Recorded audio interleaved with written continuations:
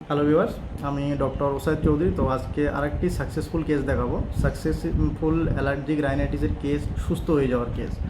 তো রোগী মোটামুটি 5 থেকে 6 বছর ধরে অ্যালার্জিক রাইনাইটিসে ভুগছিলেন এবং তার সঙ্গে অ্যালার্জিক রাইনাইটিসের যে বিভিন্ন ধরনের সমস্যা, অ্যালার্জির জন্য আরও যে বিভিন্ন ধরনের সমস্যা, সেগুলোই ভুগছিলেন। তো আমরা ওনার কাছ থেকেই শুনবো কী কী সমস্যার জন্য ভুগছিলেন এবং আমার কাছে দুবার চিকিৎসা করার পর এখন কেমন আছে ওনার কাছ থেকেই শুনবো। আচ্ছা, আপনি বলুন, আপনি যখন আমার কাছে প্রথম এসেছিলেন তখন কি সমস্যার জন্য এসেছিলেন?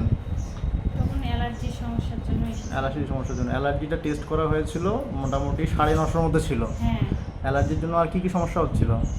ওই নাকের চুলকুনি ছিল, নাকে জল ভরা, চোখ চুলকুনি ছিল, চোখ- গলার কাশ ছিল। যখন অ্যালার্জির সমস্যাটা হতো তখন নাক দিয়ে জল পড়ছিল খুব, আর হাঁচিও হয়, হ্যাঁ, হাঁচি। বারবার হাঁচি হতেই থাকতো, হ্যাঁ, যেটাকে আমরা মেডিকেল ভাষায় অ্যালার্জিক রাইনাইটিস বলি। সেটা ছিল। কতদিন থেকে ভুগছিলেন? 5 বছর। 5 বছরের মতো প্রায়। বেশি হবে। হ্যাঁ, আর তার সঙ্গে চোখে জ্বালা করা ছিল। আর হচ্ছে যখন অ্যালার্জির সমস্যা হচ্ছিল তখন গলার মধ্যে মনে হচ্ছে কিছু একটা আটকে আছে, খুসখুস করছে, এরকম একটা সমস্যা হালকা ছিল। কফ ছিল। হালকা হালকা করে কফ উঠতো, অ্যালার্জির জন্য হচ্ছিল। এটা সাধারণত খাবার রান্না করলে তার যদি কোনো গন্ধ লাগে সেটা থেকে হ্যাঁ। হচ্ছিল। আর আর কি কি থেকে বাড়তো?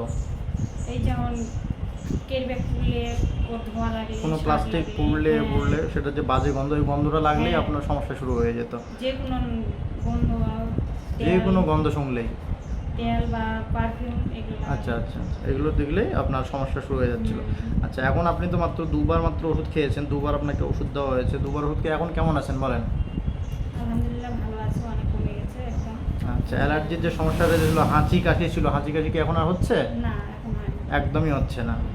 চোখের জ্বালা পোড়াগুলো, চোখ ওটাও জ্বালা কমে গেছে, ওই সামান্য একটু আছে। সামান্য একটু আছে। আর হাঁচি কাশি এগুলো আর হচ্ছে না? নাক দিয়ে না। জল পড়ার সমস্যা মনে হচ্ছে? না, আর গলার মধ্যে যেটা খুসখুস করতো, মনে হচ্ছে কিছু আটকে ওটাও আছে, নেই। কফ উঠছে, একদম পুরোপুরি সুস্থ হয়ে গেছে। ঠিক আছে, রোগী নিজে মুখেই বলছে অনেকটাই পুরোপুরি সুস্থ হয়ে গেছে, সেরকম কোনো সমস্যা নেই। শুধুমাত্র সিঙ্গেল মেডিসিন দিয়েই হোমিওপ্যাথিতে কত সুন্দরভাবে এই কেসগুলো সারে সেটা দেখানোর জন্যই আজকের এই ভিডিও।